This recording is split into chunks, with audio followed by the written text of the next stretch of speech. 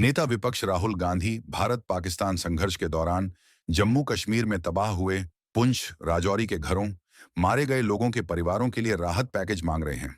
दूसरी तरफ पीएम मोदी और उनकी पार्टी बीजेपी ने देश में ऑपरेशन सिंदूर के जश्न का माहौल बना दिया है। इस जश्न ने सियासी तूफान खड़ा कर दिया है। मोदी सरकार का जश्न कांग्रेस सहित विपक्षी दलों के निशाने पर है। विपक्ष का आरोप है कि भाजपा इस सैन्य ऑपरेशन का इस्तेमाल बिहार चुनाव में राजनीतिक लाभ लेने के लिए कर रही है। आइए इस घटनाक्रम को गहराई से समझते हैं। बिहार की राजधानी पटना में गुरुवार शाम को प्रधानमंत्री नरेंद्र मोदी ने एक बड़ा रोड शो किया और ऑपरेशन सिंदूर की सफलता का जश्न मनाया। इस रोड शो में बीजेपी कार्यकर्ता तिरंगे झंडों के साथ नजर आए, जो ऑपरेशन सिंदूर के लिए प्रधानमंत्री मोदी की तारीफ कर रहे थे। पटना की सड़कें मोदी मोदी के नारों से गूंज रही थीं, लेकिन इस जश्न पर विपक्षी दलों ने सवाल खड़ा कर दिया। टीएमसी प्रमुख और पश्चिम बंगाल की मुख्यमंत्री ममता बनर्जी ने हमला करने में देर नहीं लगाई। ममता ने कहा कि महिलाएं केवल अपने पतियों से ही सिंदूर स्वीकार करती हैं। उन्हें आपसे क्यों लेना चाहिए? आपने पहले अपनी खुद की श्रीमती को सिंदूर क्यों नहीं दिया? ऑपरेशन सिंदूर पर मोदी की गंदी और खोखली चालें एक तूफानी हमले में उजागर हुईं। नेता विपक्ष राहुल गांधी ने इसी समय पाकिस्तानी हमले का शिकार हुए पुंछ के लिए राहत पैकेज मांगकर मोदी सरकार को कटघरे में खड़ा कर दिया है। राहुल ने यह मांग ठीक उसी समय उठाई जब मोदी का पटना में रोड शो चल रहा था और आज रोहतास में रैली है।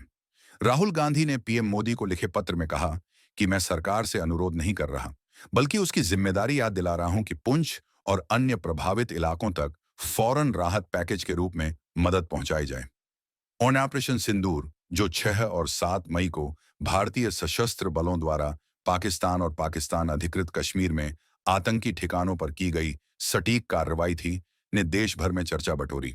प्रधानमंत्री मोदी ने इसे पहलगाम आतंकी हमले का करारा जवाब बताया, जिसमें 26 लोग मारे गए थे। लेकिन बिहार में इस ऑपरेशन की सफलता को लेकर आयोजित कार्यक्रमों और 9 जून को प्रस्तावित सिंदूर वितरण योजना ने विपक्ष को आलोचना मौका दिया है। बिहार में चंद महीने बाद चुनाव हैं। बिहार के अधिकांश लोग और विपक्षी दल इसे उस चुनाव से जोड़कर देख रहे हैं। बिहार चुनाव बीजेपी इस बार अपने दमखम पर लड़ना चाहती है। हालांकि सीएम नीतीश कुमार की जेडीयू और बिहार केंद्रित अन्य दलों से उसका गठबंधन है। कांग्रेस पार्टी ने इस मामले में केंद्र सरकार पर तीखा हमला बोला है। पार्टी का कहना है कि ऑपरेशन सिंदूर भारतीय सेना की बहादुरी की गाथा है, लेकिन भाजपा इसे राजनीतिक हथियार के रूप में इस्तेमाल कर रही है। कांग्रेस नेता पवन खेड़ा ने कहा कि यह कदम मोदी सरकार की राजनीतिक और कूटनीतिक विफलता को छिपाने की कोशिश है। कांग्रेस प्रवक्ता रागिनी नायक ने कहा, यह बेहद शर्मनाक है कि मोदी सरकार ऑपरेशन सिंदूर जैसे संवेदनशील मुद्दे का इस्तेमाल अपनी नाकामियों को ढकने के लिए कर रही है। 9 जून को देश भर में महिलाओं को सिंदूर बांटने की योजना क्या है? यह सेना के पराक्रम का सम्मान है या चुनावी प्रचार? हमारी सेना का बलिदान और शौर्य बिहार के चुनावी मंच पर बेचा जा रहा है। कांग्रेस पार्टी ने रेलवे टिकटों पर ऑपरेशन सिंदूर और प्रधानमंत्री की तस्वीर छपने पर भी आपत्ति जताई है। पार्टी ने इसे संवेदनशील सैन्य ऑपरेशन का राजनीतिकरण करार दिया। एक ट्वीट में कांग्रेस ने सवाल उठाया कि क्या यह सेना की बहादुरी का सम्मान है या मोदी सरकार का प्रचार अभियान? कांग्रेस के संचार प्रभारी जयराम रमेश ने इसे मोदी सरकार की पाखंडी राजनीति बताया है।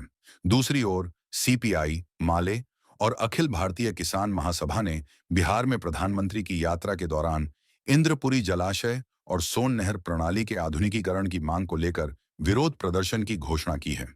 इन दलों का कहना है कि सरकार विकास के मुद्दों पर ध्यान देने के बजाय सैन्य ऑपरेशन का राजनीतिक लाभ उठा रही है।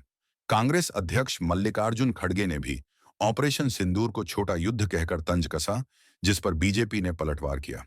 बीजेपी सांसद संबित पात्रा ने खड़गे के बयान को सेना का अपमान बताया और कहा कि ऑपरेशन सिंदूर में 100 से अधिक आतंकियों को मार गिराया गया और पाकिस्तान के हवाई अड्डों को नुकसान पहुंचा। बीजेपी ने इन आरोपों को खारिज करते हुए कहा कि ऑपरेशन सिंदूर देश की एकता और सेना की ताकत का प्रतीक है। केंद्रीय गृह मंत्री अमित शाह ने कहा कि यह पहली बार है जब भारतीय सेना ने पाकिस्तान के 100 किलोमीटर भीतर हमला किया और दुनिया भारत की इस कार्रवाई की तारीफ कर रही है। बहरहाल, बिहार में प्रधानमंत्री की इस यात्रा का महत्व इसलिए भी है क्योंकि यह उनकी ऑपरेशन सिंदूर के बाद पहली यात्रा है। गुरुवार को उन्होंने पटना हवाई अड्डे के नए टर्मिनल का उद्घाटन किया और शुक्रवार को बिक्रमगंज में एक रैली को संबोधित करने जा रहे हैं, जहां वे 48,520,000 करोड़ रुपए की विकास परियोजनाओं का शिलान्यास करेंगे। लेकिन विपक्ष का कहना है कि यह सब बिहार विधानसभा चुनाव को प्रभावित करने की रणनीति है।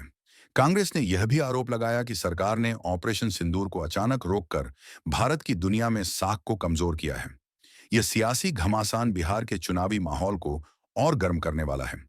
एक तरफ सरकार ऑपरेशन सिंदूर को राष्ट्रीय गौरव का प्रतीक बता रही है, तो दूसरी ओर विपक्ष इसे चुनावी हथकंडा करार दे रहा है।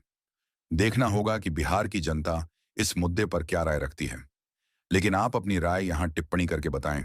वीडियो को लाइक शेयर करें, चैनल को सब्सक्राइब भी करें।